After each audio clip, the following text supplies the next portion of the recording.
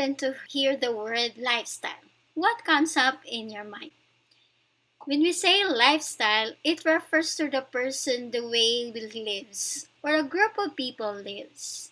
But according to the World Health Organization, lifestyle is a behavioral pattern that is chosen from the alternatives that are available to the people. These behavioral patterns could be considered as activities, attitudes, interests, opinions, and values. There are lots of things that we would like to consider when we say lifestyle.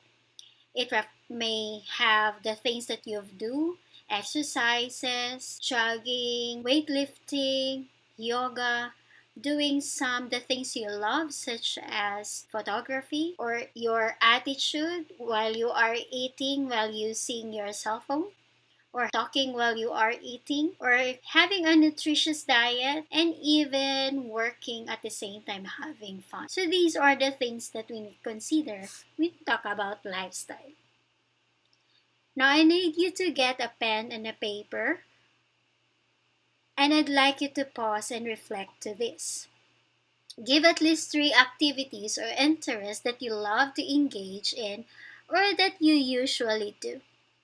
For those who are online, you may go to mentimeter.com and copy the link given in the screen reflected. Or you may also go to minty.com and use the code given. And second word that we're going to discuss is about the weight management. Weight management is something to do with managing one's weight with a healthful, balanced eating, and of course, doing physical activities. There are different classifications of weight. These are the overweight, normal weight, underweight, and of course, obese or obesity.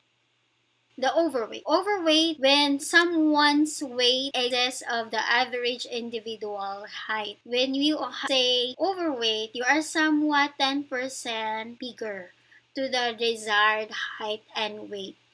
Probably you may short and at the same time your weight is somewhat bigger. Next to that is the underweight. Underweight when a person's weight is lesser amount average of individual's height. Commonly these are the people who are lean, people who are tall but yet their weight is lower or lighter to the average weight of a person. Next, we have the obesity. If there is an increase of the body fat, when we say overweight, that's 10%. Obesity is somewhat 20% or more. Normal weight, ideal body weight and composition, meaning his height and weight is just in a normal BMI. To determine your weight classification or weight status, it is not enough that you measure weight using a weighing scale.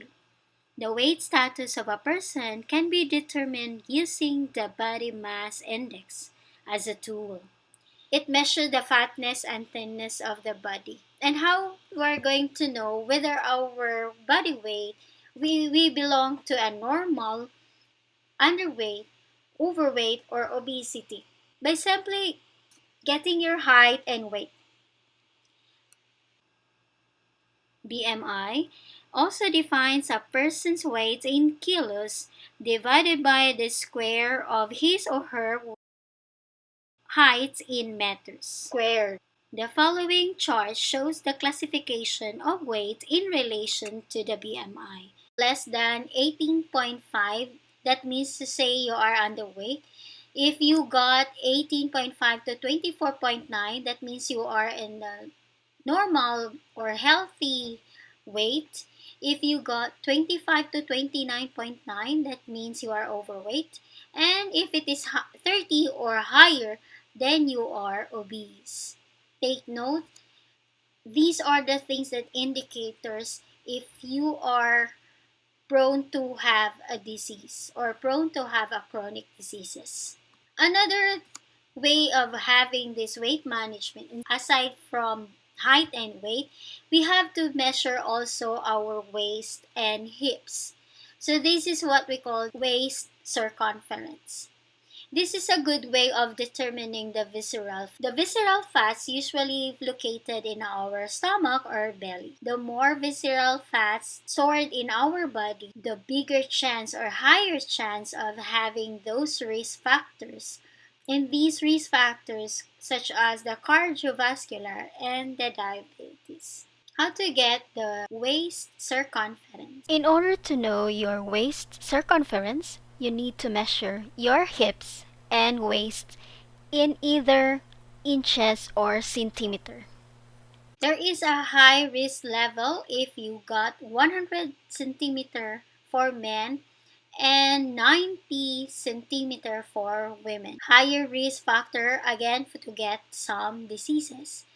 If you got 100, then you are just a normal. For a female, 90. If you got lesser than 100, then you are low at risk of getting those diseases, chronic diseases. And if you got 90 below, for a woman, of course, the lesser chance of getting the chronic diseases. Physically, if you will just look at the person, the bigger the belly because of inactivity, because of poor eating habit, then there is a bigger chance of having chronic diseases. So what is the relationship between lifestyle and weight management? The more activities you engage in, it changes the health status. The more activities, the lesser chance of getting those diseases. However, if you will not do activities, then the bigger chance also of having health problems. Good health lifestyle reduces the health problems. Take note of that.